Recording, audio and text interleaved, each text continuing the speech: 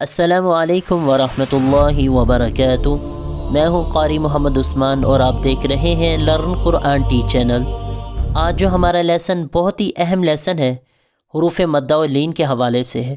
آج ہم بات حروف مدہ کی کریں گے، اور یہاں پر آپ یہ بھی سمجھ لیں، اگر آپ نے حروف مدہ کو اچھے سے سمجھ لیا اور آپ کو اس چیز کی سمجھ آ گئی کہ اس کو پڑھتے کیسے ہیں اور اس کا استعمال کیسے ہے، تو ہم امید کر سکتے ہیں کہ تقریباً 25% ہماری جو غلطیاں ہیں وہ ختم ہو جائیں گی، اور حروف مدہ مد سے ہمیں سمجھ آ رہی ہوگی، یعنی جس کی وجہ سے ہم الفاظ کو لمبا کرتے ہیں۔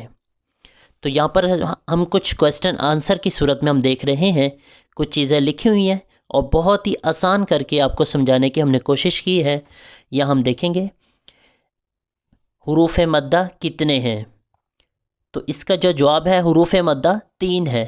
ہم نے یہ یاد رکھنا ہے حروف مدہ کتنے ہیں، 3 ہیں۔ نیکسٹ کویسچن، کون کون سے حروف مدہ ہیں؟ اس کا آنسر الف، واو اور یا، جب کہ ساکن ہو۔ یہ پوری بات ہم نے یاد رکھنی ہے، الف، واو اور یا جب کہ یہ ساکن ہو۔ نیکسٹ کویسچن کیا ہے، یہ حروف کب مدہ ہوتے ہیں؟ بہت ہی امپورٹنٹ سوال ہے، یہ حروف کب مدہ ہوتے ہیں؟ اس کا آنسر جب الف سے پہلے زبر ہو۔ کب مدہ ہوں گے؟ یہ الف کی بات کی جا رہی ہے، جب کہ الف اور الف سے پہلے والے حرف پر زبر ہو۔ نمبر 2، یا ساکن اور اس سے پہلے والے حرف پر زیر ہو۔ نیکسٹ، واو ساکن اور اس سے پہلے والے حرف پر پیش ہو۔ اور ان سب کے آگے آپ ایک ایک ایگزامپل بھی دیکھ رہے ہیں۔ اب ہم نیکسٹ کویسچن پہ جاتے ہیں، حروف مدہ کو کس طرح پڑھتے ہیں؟ حروف مدہ کو کس طرح سے پڑھتے ہیں؟ اس کا آنسر حروف مدہ کو ایک الف کی مقدار کھینچ کر پڑھتے ہیں۔ تو یہ ساری چیزیں ہم نے یاد رکھنی ہیں۔ پہلی بات ہم نے کیا یاد رکھنی ہے، حروف مدہ کتنے ہیں؟ 3 ہیں۔ حروف مدہ کون کون سے ہوتے ہیں؟ الف، واو، یا، جب کہ یہ ساکن ہو۔ اور اس کے بعد تیسری چیز کون سی یاد رکھنی ہے؟ الف اور الف سے پہلے والے حرف پر زبر ہو، واو اور واو سے پہلے والے حرف پر پیش ہو، یا سے پہلے والے حرف پر زیر ہو۔ یہ چیزیں ہم نے یاد رکھنی ہے۔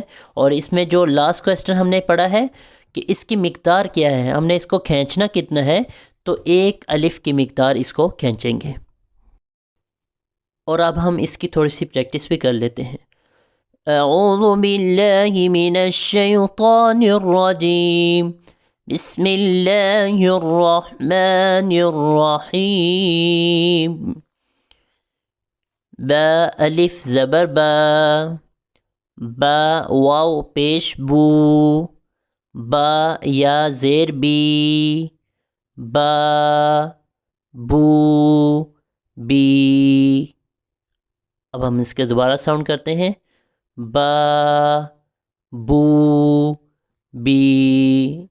نیکسٹ لیٹر، تا الف زبر تا، تا واو پیش تو، تا یا زیر تی، تا تو تی۔ نیکسٹ لائن بھی چیک کریں آپ، سا الف زبر سا، سا واو پیش سو، سا یا زیر سی، سا سو سی۔